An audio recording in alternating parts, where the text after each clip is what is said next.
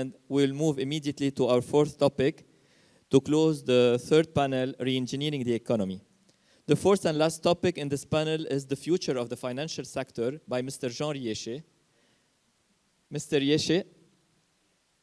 Riesche is a certified director from the INSEAD's International Directors Program. He's the chairman and CEO of Financial Funds Advisor, FFA Private Bank SAL in Lebanon, as well as FFA Private Bank in Dubai. Previous holder of key positions in the French banking sector between 1985 and 1994, member of Human Rights Watch Beirut Committee, board member of the Lebanese American Chamber of Commerce, and board member of Kulluna Irada, an advocacy group for political and economic reforms in Lebanon. Allow me as well to welcome over Zoom Mr. Eli Jaja. Mr. Zaja is the head of Equity Derivative Solutions, HSBC Dubai. He started his career in global markets in 2003, and he joined the equity derivative trading desk at Société Générale Paris in 2004. He moved to HSBC, where he participated in founding the equity structured products activity. And from Paris, he co-developed the equity derivatives business, offering financial solutions for private banking, retail and institutional clients in Europe and Middle East in 2010. He was appointed head of the equity derivative structuring desk in Paris, and during the last 10 years, he helped develop the equity structured product activity within HSBC with its 4 international hubs to run the actively globally. Today, HSBC is a Tier 1 player in the equity derivatives business with a recognized franchise in US, Europe, and Asia.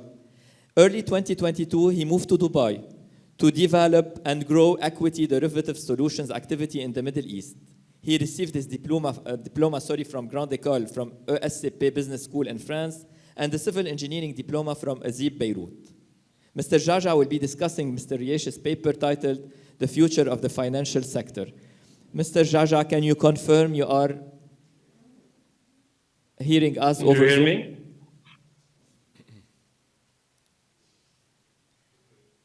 Do you hear me? Yes, perfect. Thank you very much and welcome. So, Dr. Sorry Riesche, for this long introduction. Okay. yes, we are able to hear you now. Thank you. Mr. Riesche, the floor is yours. Thank you. I don't know, the bio is a bit maybe outdated. And as I have colleagues here, my alma mater is HEC Paris. Okay. So, Thank you for mentioning. I'm a proud ex-HEC like Alain and others. Listen, the title of my intervention is Lebanon Banking Sector After the Collapse, the Rebirth. But it's the rebirth, but it's wishful thinking, and I'll tell you why. But still, we need to talk about it. Dr. Jmail, Fadi Jmail, Dr. Saade, Ms. Frame, they all said something very interesting. They said we should stop talking and start acting. In the financial sector, which we would say we should stop talking bullshit and start acting.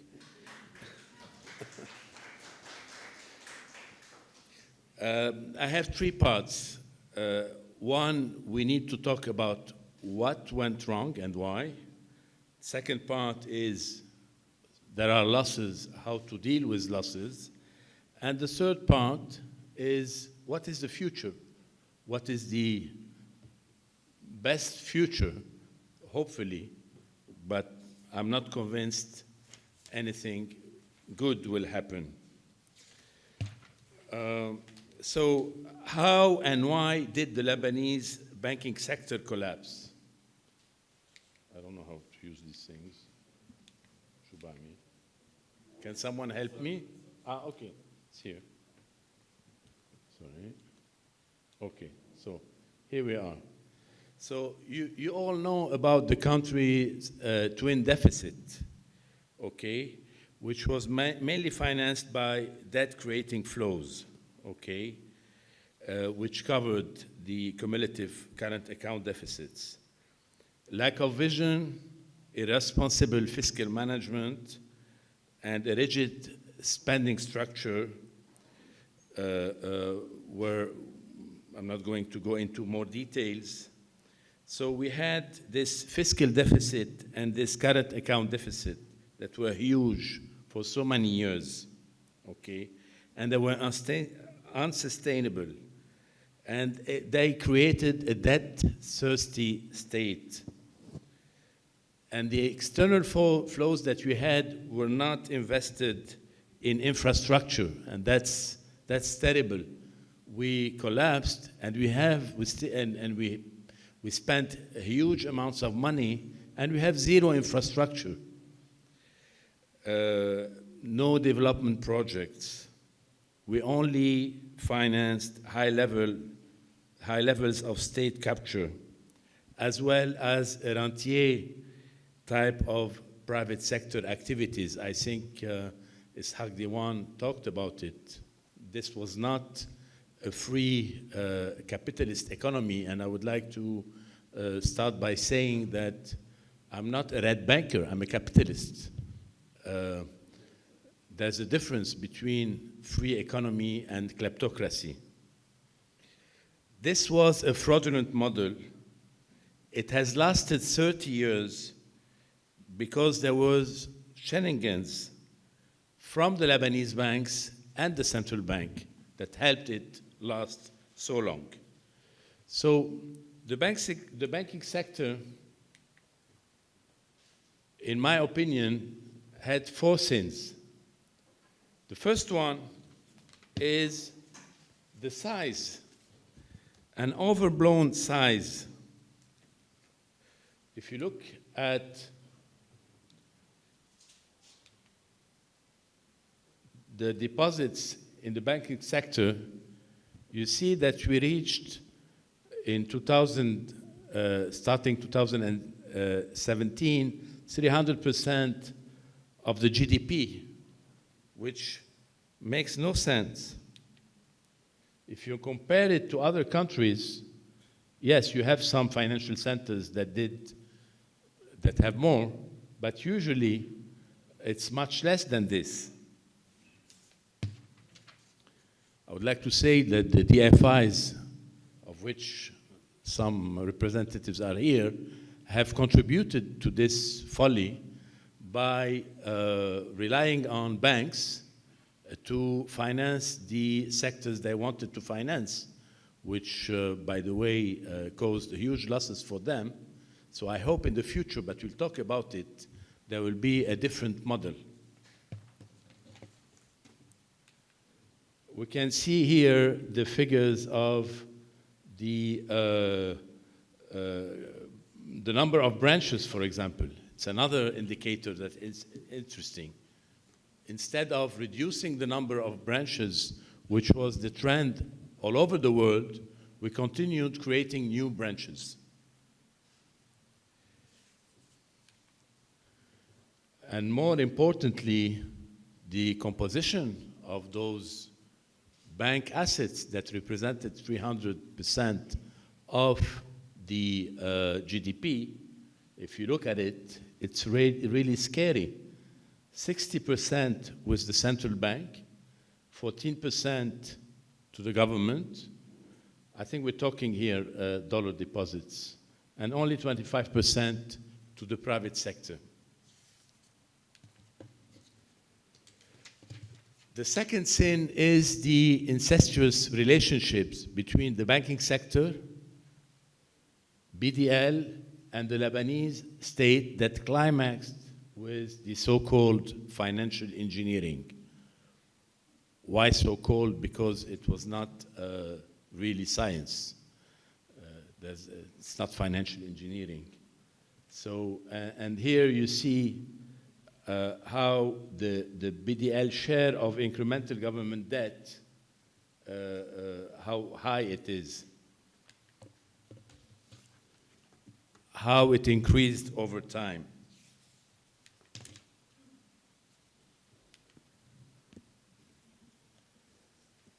How the exposure of banks to BDL inflated banks' balance sheet and BDL balance sheet.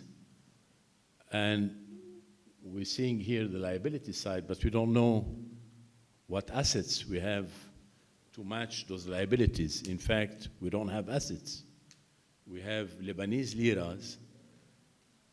We'll talk about it maybe, but there are no assets to back those 100+ billion deposits supposedly in US dollars. Although the governor in a recent interview said that he had repaid all the dollar placed by banks with him, but there is an explanation if you want after the presentation. If somebody asks the question, I'll answer why he's saying that.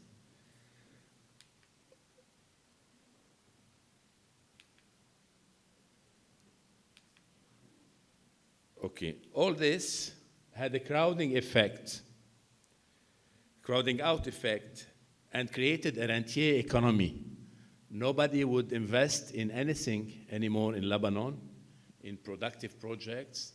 Nobody could afford borrowing from the banks. No banks would be interested in lending any enterprise. I mean, that was crazy. All the banks became brokers for the central bank. Go get me deposits.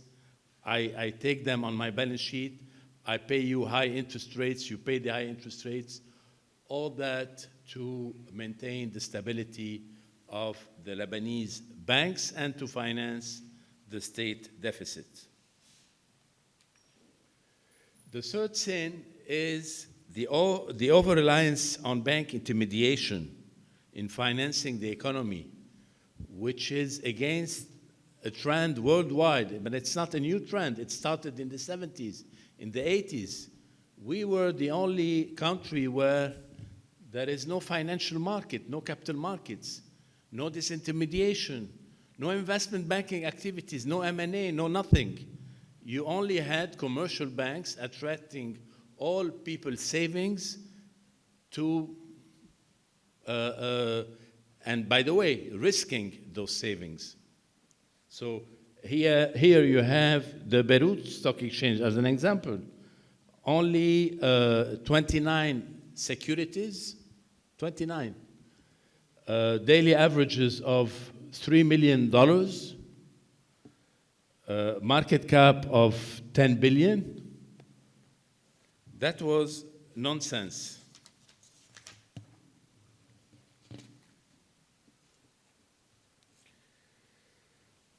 And even direct investments stalled completely, especially after 2016, because of the higher interest rates.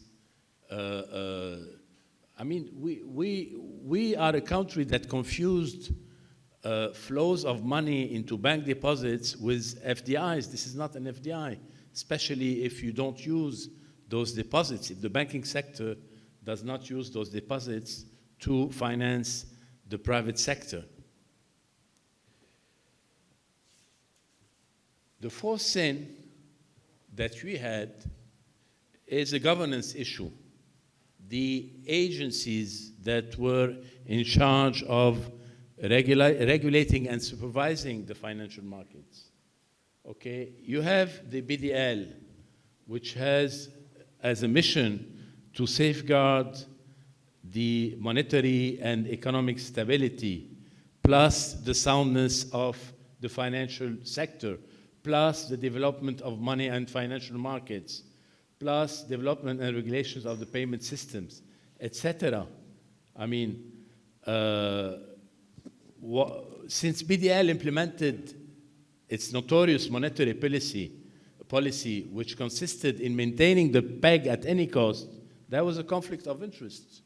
I mean, if you have to attract all deposits into your balance sheet to sustain the peg, you're not building a sound financial sector.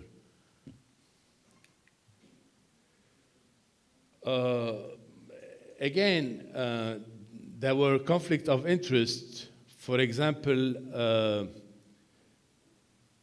there is no checks and balances. Okay, it's a one-man show. We're not here to blame anybody, but anyone who has conflict of interest, even if there is no personal interest, they're just a trade-off to make between different missions this person will fail because at one point it will make choices that are against the other missions that this person has. For example, Capital Market Authority. The mission of the Capital Market Authority is to develop the capital markets and to protect the investors, which is different from the mission of a central bank that would be to protect depositors and to ensure a stable monetary policy. And I'll give you a very simple example. Many Lebanese are invested in preferred shares, banks' preferred shares. They did so, they were pushed by banks to purchase them. There was a huge mis-selling. People did not understand what they were buying. They were told these are like deposits, you get a higher interest, and it's repaid after 5 years, and don't worry, etc. Where was the Capital Market Authority? Because it's the same people that were in charge of both entities, they made a trade-off. They said, we need this money to increase the capital adequacy ratios of banks, so let's turn a blind eye on the issue of suitability, of protection on investors, because we need to increase the capital of banks. That's one example. Okay? Mr. Yeshit, just to remind you, we still have 3 minutes. Okay. And now we have to deal with huge losses. You can see the presentation. I found this somewhere on social media, so I didn't create it. There are huge losses, especially with the central bank. The Eurobonds, thanks God, or I don't know if we need to be happy with this. It's only 9 to 10 billion with the banks, and few losses on the private banking, private sector. Now, I won't give you the solutions to deal with losses. I will just tell you that there are trade-offs. Shall we respect the hierarchy of claims and write off bank equity before we touch deposits? What will be the threshold for protecting deposits? 100,000, 500,000, 50,000? What will be the mechanism to offload bad debt and large deposits from the bank's balance sheet? Will the restructuring imply a reduction of the number of banks that will be authorized to continue functioning? And what will be the criteria? Will existing shareholders, board members, be required to contribute to the recapitalization of remaining banks? These are questions I will not answer, but at one point we will need to answer them. Now, let's go directly to the future of the Lebanese banking sector. One, we need to immunize the banking sector and BDL from the twin deficit problem. We need to immunize it from the state issues. We need to discipline the state. And we need to have this financial sector not to be accommodative. It's their problem. Second, we need to rebuild trust in the banking sector. What's going to be the size of banks' balance sheet? What is going to be the number of remaining banks? We need to leapfrog into digital banking, which will create a lot of issues with the existing banks' employees, because you're reducing the number of banks, of branches, but also you need to be more efficient, more competitive. What's going to be the BDL, the role of BDL? What will be the effect of foreign banks' entry, which we hope is going to happen? Today we have almost no foreign banks in Lebanon. How will we deal with the remittance inflows? Today, I'm sure that part of the remittance is not coming because there is no trust in the banking system. And what's the future of banking secrecy? In my opinion, it should be completely removed. I don't see any interest for Lebanon to have banking secrecy. The third point is disintermediation. We need to enhance capital markets. So if the state wants to borrow the investors, I mean, professional investors could invest, but not depositors who have no clue through their deposits via the bank's balance sheet. We need more investment banking activities. We need more people who, by the way, most Lebanese companies are undercapitalized because banks, they don't give you capital or equity, they give you loans. So that would increase reinforce the capital structure of corporations. And we need to address the governance agency problem, probably by segregating the duties. We shouldn't have controlled by the same people a capital market authority, a monetary authority, a prudential authority. They have conflicting missions. They should be independent, so we create checks and balances. That was what I was talking about. Even anti-money laundering, also there is a conflict of interest. It should be totally segregated from other functions. And that's it. Thank you. Thank you, Mr. Rieshe.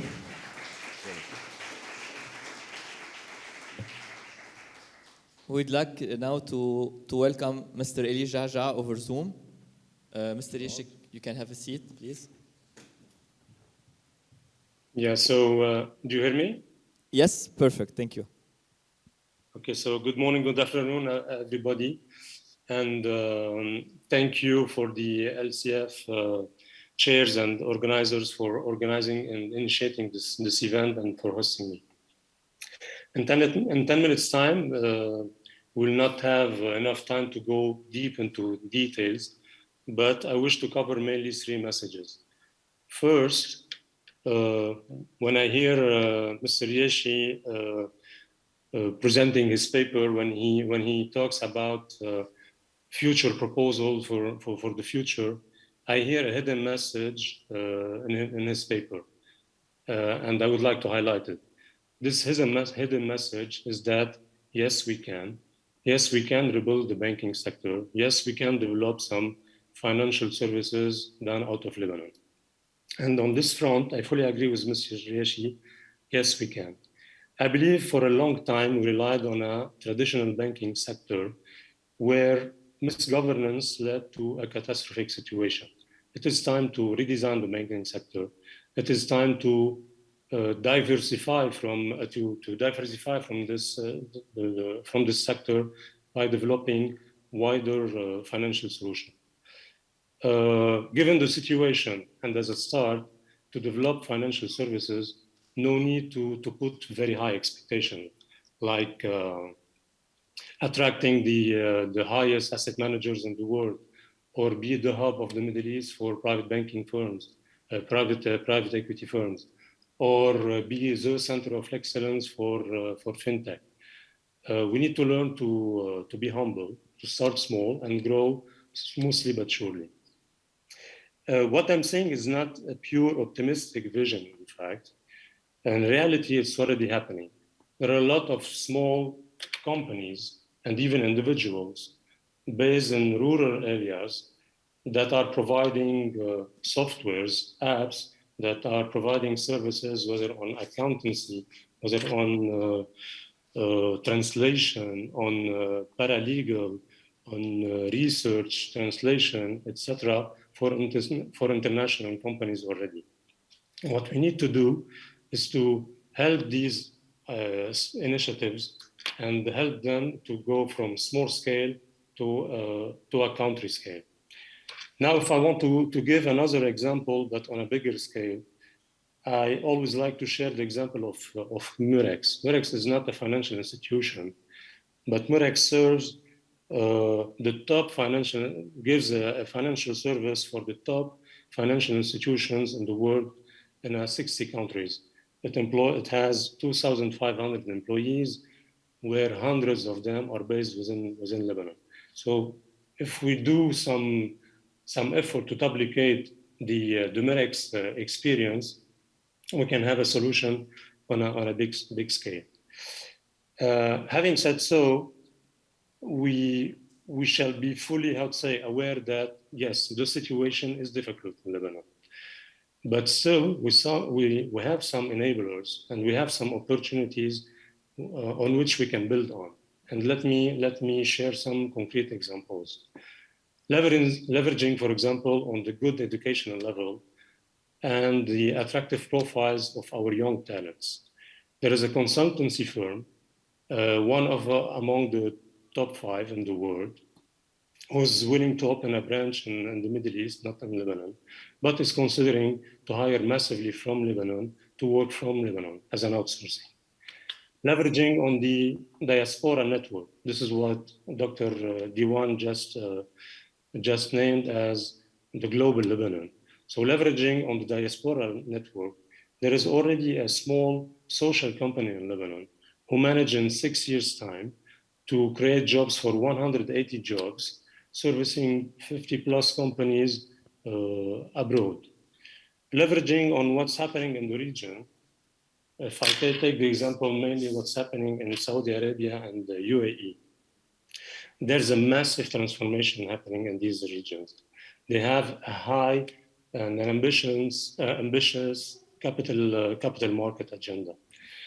Just to give some figures, during the last 12 months, in each of these countries, there have been a new 10 listed companies that have been listed for a total size of $12 billion in each of these countries.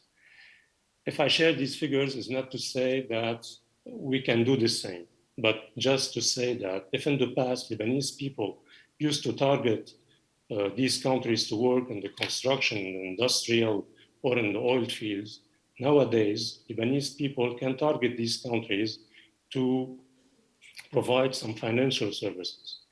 And given the Lebanese pound devaluation, given the cost of living in Lebanon, providing these services from Lebanon can be very, very, very optimal. Having said so, we need to be conscious that yes, the Lebanese brand has suffered a lot, and we need to rebuild the value proposition of this brand. It will be a long road. It is a must. And the key word in this road is definitely confidence. So that leads me to the second message on how to rebuild confidence or how to rebuild trust, as Mr. Riashi called it. I fully agree with Mr. Riashi that strengthening monetary and prudential rules, segregations of responsibilities, and independent supervisions are definitely needed to rebuild trust. What I would add that maybe we need to go an extra mile. We need to change as well the persons behind those rules. And we need to make sure that we have in place persons who can execute and protect these rules. Rules alone are not enough. I'll take the example. Let's say if we take our political and financial governance and we put them into another country, do we have more confidence in this country? My guess would be no. And that's why, in fact, there is a French saying that I like a lot. Ce ne sont pas les lois qui font les hommes, ce sont quelques hommes qui font la loi. And yes, in this space, we definitely need the help of the experts to propose new laws, but we definitely need as well the help of the experts and mainly non-experts to bring the needed people behind these laws and as protectors for these laws. As a third and final message, it is in fact a thank you note and a congratulation message. But before that, let me go back to the period where everybody lived happily ever before. It is the period before October 2019. Like Mr. Riashi just described what happened. To summarize again, in fact, there is a system which was composed by the political body, the banks, and the central banks. And the business plan was so easy. The banks will attract some deposits, and 75% of the cases, these deposits are delivered to the central bank, and the central bank gives them to the state that makes sure to spend them on operational stuff without any value added to the future. And by doing this, the profit was shared through the line. And this what cost us, on a best effort estimate, around $60 billion. The other side of the story, that part of these losses were somehow, whether intentionally or non-intentionally, were distributed to the population, whether by clientelism, whether to buy their votes, or whether to bring them comfort. But at least for this system, it brought stability for a long time of period. And during this period, there was, whether the gladiators or the victims were in a certain type of comfort zone. And within this period, with the exception of few groups, the large majority was not willing to listen to change, was not willing to bring the change. So within this period, a large majority, in fact, abandoned their duties, whether as governors, whether as experts, but mainly as citizens. This leads to, in fact, exactly where I would like to thank and congratulate Mr. Yashi and Lebanese Citizen Foundation for the work that you are doing.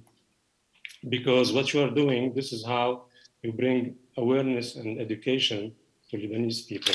This is how you bring experts to share information, to debate, and to make a decision well-based. And this is what a real citizen shall do, in fact. And the real change will happen the day where we all witness that we have a Lebanese, a foundation of a Lebanese citizenship that we witness on a country scale. That was my message. Thank you for this. Thank you very much, Mr. Jaja, for your messages and analysis.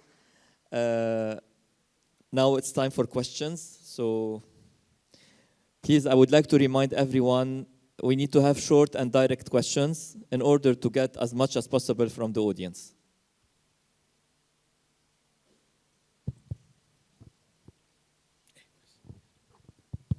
Okay, thank you, Mr. Yeshi, thank you, Mr. Jaja. So, around 11 years ago in Iceland, the banking sector was pronounced too big to save as a result of the fact that during the financial crisis, the banking sector was just too large for the fiscal capacity of the country to actually bail out. Now, and as a result, the banks, an asset quality review was carried out for the banks. Banks were pronounced bankrupt as a result of that asset quality review, and things went on from there. Now, I happen to be of the belief, and I'm very happy to be proven wrong, is that if we carry out an asset quality review for the biggest 14 banks, in the best case scenario, 12 out of 14 would be announced insolvent. And I'm very happy to be proven wrong on this, to be very clear. So, my question is, given this belief that I have, are we dealing with an Iceland on steroids scenario, i.e. are we working on rebuilding a banking sector from scratch? Or can something be salvaged from whatever is left of the current banking sector? Because I tend to believe that it's more on the former rather than the latter. And this is about it. Thank you. Hello? Yeah. I don't know where you got your number, 12 out of 14. For me, it's 14 out of 14. The balance sheet, all look the same, which poses a more important question. Once you have determined that all the banks are insolvent, let's say all the major banks, you still need to build on them. So you need to repair the balance sheet, maybe through bail-in, and then through recapitalization. And that might be the criteria for the survival of banks or the not survival of other banks, which is if those banks can present a good business model, they will find, once you've done some kind of bail-in, but you need fresh injection of capital. My view is that this should be the criteria for the survival of banks. You, board, are you able to we, the state, are going to do a bail-in. So we are the nice investment banker that is bring you money without any effort. But you need to bring, let's say we put the balance sheet at zero, okay? So no more losses, but no capital. You need to bring the capital. It was estimated, I think, at 600 million, the needs that you have today. No more. So it's feasible. It's probably on a few banks, and probably those few banks are going to be the ones who are able to convince new investors that it's worth it to invest in them. But that would mean that you don't have 60 banks. You have 4 or 3 or 5 banks competing for a small economy, which makes them viable because they won't have anymore the revenues from state debt and from BDL debt. So it's going to be only dealing with the private sector. So the criteria will not be who is insolvent. Everybody is insolvent. The criteria will be who is able to convince new investors to inject cash. Thank you. Another question, Mr. Rieshe. What are your thoughts on the Lebanese secrecy law? My thoughts is that it only serves and benefit money launderers, corrupt politicians and civil servants, and all of the Lebanese people when they do tax evasion. So this will help stop tax evasion. This will help stop money laundering, and this will help stop corruption. So yes, we need to remove it. To reconsider this law. Not reconsider. Remove it completely. Completely. Okay. Yes, another question from the public, please. Hello, thank you for the time. I would like to, in a previous session, we were praising the model of pre-Civil War. And that model was also, we had a booming banking sector. But don't you think that the problem now, the catalyst of the financial crisis now is an overvalued currency for 25 years or higher interest rate on dollars? Thank you. Yes, of course. I mean, it goes together. I mean, maintaining the peg. Do we want to back to the previous model of 1974? It was a booming banking sector as well, and banking secrecy. No, we don't want. Okay. Because it's outdated anyways. I mean, Lijaja discussed many fintechs. I mean, there were many innovations in the world since the 1960s and 70s. It's over. I mean, the petrodollars flowing in and makes no sense anymore. No, of course, we don't want the same model. And the overvalued currency was the catalyst of the crisis? Yes, but it was not artificially overvalued. There were real inflows of money in the country. It's not that they maintained an overvalued currency by doing artificial measures. It's very different, by the way. All right. Thank you.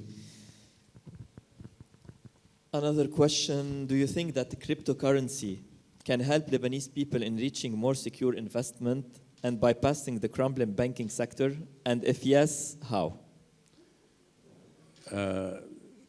Many will not be happy with my opinion here, so maybe I should abstain. But for me, cryptocurrency is a Ponzi scheme. It's worth nothing. It's worth nothing. Now, I'm not against blockchain, digital currencies, etc. But per se, cryptocurrencies, the way they are today, are, in French, we would say, un piège à con. Mr. Dingisli, if you have any question or comment on the... If I may add just on the cryptocurrency, because I know a lot of people who I know, some of them are my friends, due to the Lebanese situation recently, they are looking for quick ways to gain money, like, I don't know, to double, to triple their investment in a few days' time. And that's why they think a lot about the cryptocurrency. But I echo Mr. Yashi, in fact. we need to be very careful when we talk about this subject. I can give the example, like in 2 weeks time, we saw a cryptocurrency that went from $120 into zero, literally zero in 2 days time. And here, sitting now in Dubai, a lot of family offices have lost hundreds of millions of dollars because they were highly exposed to this cryptocurrency. Thank you, Mr. Jaja, for your answer. Mr. Thank you. Dingley. Thank you. First of all, I would like to thank Jean Riachi and Mr. Jaja for really a very good, comprehensive view, and I share a lot of what has been said.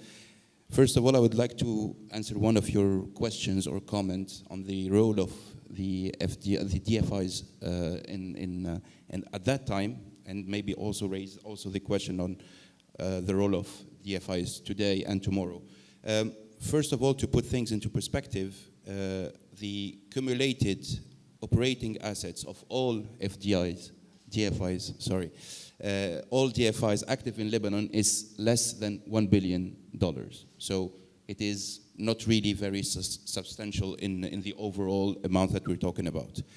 Having said that, we have, of course, our lessons to be learned from the Lebanese experience. What we did as far as EBRD is concerned, as we are the new kid on the block, the newcomer, we were only here since 2018, we wanted to have what we call a splash effect, meaning that we wanted to really contribute quickly and massively to the Lebanese economy, to the Lebanese development. And we thought, as we do in other countries, by the way, that going through financial intermediaries, whether banks or private equity funds, is a easy way of reaching that objective quickly and to plant a flag.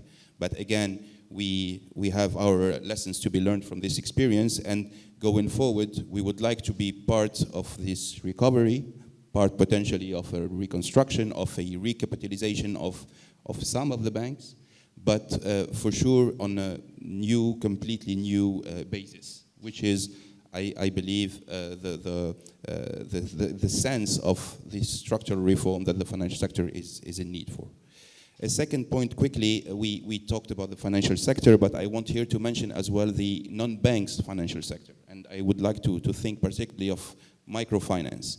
And we know how microfinance played a key role in the financial inclusion in the country, in supporting entrepreneurs, in supporting smaller companies. And today this sector is also struggling, not to say dying. So maybe in our recommendations and our thoughts, we should also pay some attention to the non-banking financial sector, microfinance, for instance. And then one last comment, and maybe as I did in the past two panels, a cross-cutting themes. One point that we did not discuss a lot, I think, which is another elephant in the room, which is the electricity issue and the energy issue as a whole. We've talked about the engines for growth of the economy, but we cannot talk about engines and we cannot talk about growth without having the minimal infrastructure. And here, the energy, the electricity is probably one of the biggest impediments to any potential growth in Lebanon. And for that, I would like again and again to advocate for renewable energy, on which the EBRD has very strong ambitions. And we do believe that this is a clean, this is a cheap, and this is an abundant source of energy that we would like to leverage on for Lebanon. Thank you. Thank you very much, Mr. Dingley. Thank you, Mr. Rieshe. Mr. Jaja, for your active participation.